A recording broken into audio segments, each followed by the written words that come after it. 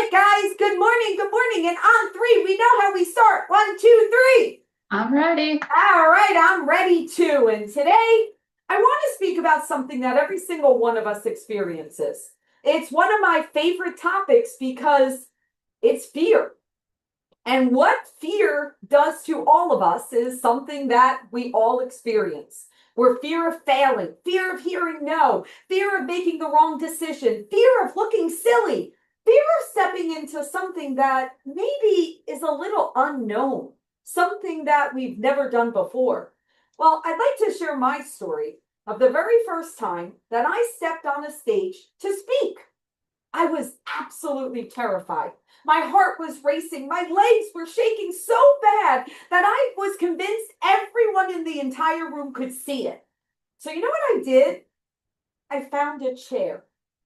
I leaned against it. I crossed my legs. I smiled like everything was perfectly fine. And I thought, there we go. No one can see my legs shaking now.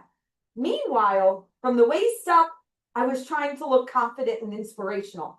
From the waist down, my knees were basically having their own private earthquake. But here's the best part of that story. I survived. Nobody stood up and yelled, Laura, your legs are shaking. No one ran out of the room. The stage didn't collapse.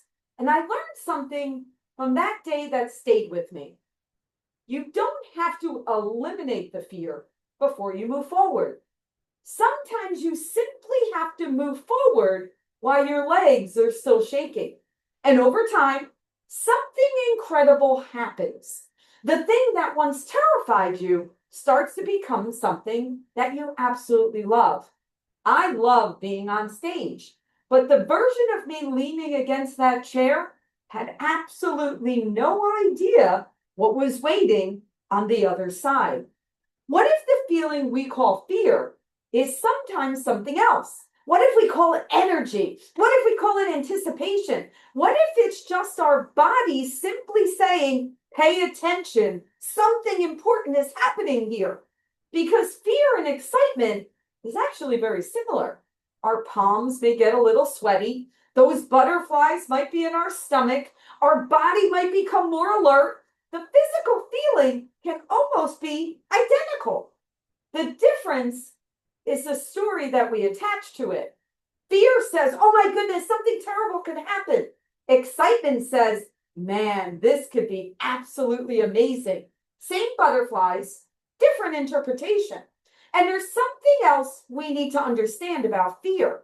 When we are deep in fear, we don't see things clearly. Our brain is designed to protect us. When we have this sense of danger, even when the danger is just uncertainty, maybe it's rejection, maybe it's that, oh, I have a difficult conversation or something that's outside my comfort zone, it can react the same as having a threat. Suddenly, our thinking gets smaller. We focus on, oh my goodness, what could happen? We see obstacles instead of options of I'm backed into a corner. I can't get out of this. We imagine rejection before we ever actually try. We imagine failure before anything occurs. Our brain is simply saying something is different. Something could be dangerous. Let's protect ourselves. But unfamiliar doesn't mean danger. The unknown is simply uncomfortable because we haven't experienced it before. And there's a huge difference between uncomfortable and unsafe. Sometimes we allow that uncertainty of what might happen to convince us I'm out of control. I can't control anything. But we are actually in far more control of what happens next than we think. We may not control the outcome, but we control our response. We control whether we ask the question, whether we prepare, whether we follow up, whether we try again. We control whether we allow the fear to write the next chapter or whether we pick up that pen ourselves and decide what's going to happen. That is why changing fear into excitement, it matters. It's reminding our brain, I'm not in danger. I'm stepping into something absolutely new and exciting. So maybe we need to stop trying to squash our butterflies. Maybe we just need to teach them to fly all in formation. So the next time we hear yourself saying, oh my goodness, I'm so nervous, change it to, I'm so excited. And yes, at first your brain may respond, no, Laura, you're definitely nervous. That's okay. Say it anyway. I'm excited. Before the presentation, I'm so excited to share. Before the sales call, I'm excited to see where this conversation goes. Before asking for the business, I'm excited about this possibility because that language matters. The words we choose help our brains to know what energy means. Think about when fear shows up. It shows up before we're making that uncomfortable phone call, before asking for the next opportunity, before launching something new, before raising our hand in a group of strangers, before saying yes to something I haven't done before. Fear loves that edge of the comfort zone. Why? Because your brain loves what it knows. It becomes familiar, that's safe. The unknown, that doesn't have a guarantee. And yet almost everything meaningful that we ever accomplished required us to step into something we were not familiar with. So maybe fear showing up does not mean stop. Maybe it just means you're growing. There's a really great video on YouTube where Will Smith tells a story about skydiving. And I think it captures it perfectly. It's actually really funny too.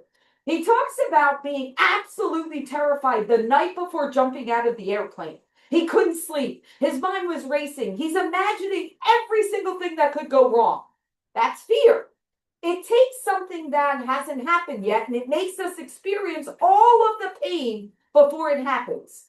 And then the next morning, he gets into the plane, the door opens, and now the fear is real. He's standing at the edge. He's looking over, knowing that in that moment, he's going to have to jump. And then he does. He jumps. And almost immediately, the entire experience changes. The fear gives to something completely different. Freedom, exhilaration, absolute awe. He realizes the terror was in the anticipation, not the actual experience. That's a powerful lesson. How many times do we suffer more before the difficult conversation than when we're having it? How many times do we fear about making that call, asking for the business, walking on stage, or trying something new, only to discover once we do it, man, that wasn't as bad as I thought it was going to be.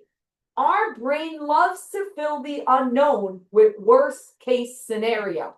But the unknown is not automatically dangerous. Sometimes the unknown is where the most incredible experiences of our lives are waiting. And here's the part I love. The fear did not disappear before he jumped. He jumped with the fear. The action changed the experience. That's what we have to remember. You may not feel confident before you do something. You may not feel ready before you raise your hand. You may not feel fearless before you take the leap. Sometimes you have to leap first. And somewhere between the airplane and the ground, you discover, wow, I can do this. Maybe fear is standing at the door of the airplane, and excitement is what they're waiting for you to do before you finally jump. So the next time fear shows up, don't say, what if they say no? Think, what if they say yes? Or if fear says, I don't know what's going to happen, excitement says that's exactly what makes this interesting.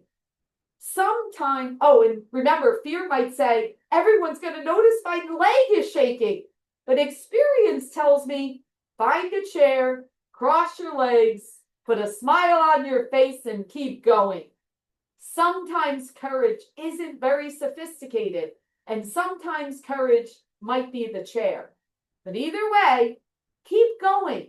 Imagine discovering that you're capable of something you didn't know you could do.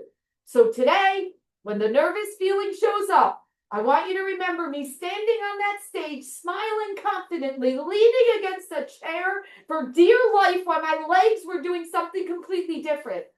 I could have stepped off the stage. I could have decided public speaking wasn't for me. I could have let fear make that decision.